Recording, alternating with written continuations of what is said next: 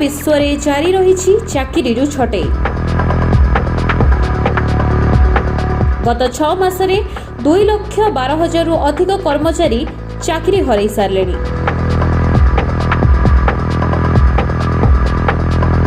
बड़ take firm हेउ किंबा स्टार्टअप सबुठी चली छटई।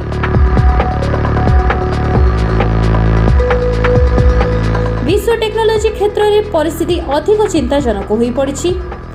विश्व में छटई नहीं तथ्य देउथबा ट्रैकिंग साइट layoffs.fyi रिपोर्ट अनुसार 2023 जून 30 सुधा 819 टेक कंपनी 2,12,221 कर्मचारी विदा होइछंती।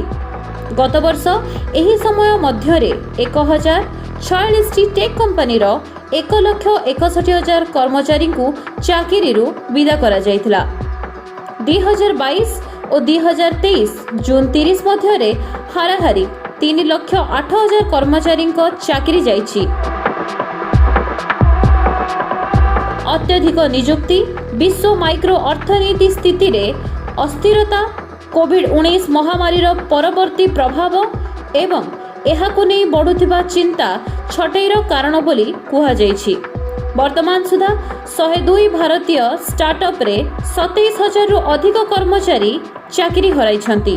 गत वर्ष जनवरी रु जून तुलना रे चलित वर्ष ए पर्यंत भारतीय स्टार्टअप को पांठी जोगाण रे 70% रु अधिक ह्रास पाइछि। एही कारणरू 2023 जनवरी रु जून प्रथम 6 मासरे देशर कौनसी नूतन यूनिकॉर्न सृष्टि होई नाही।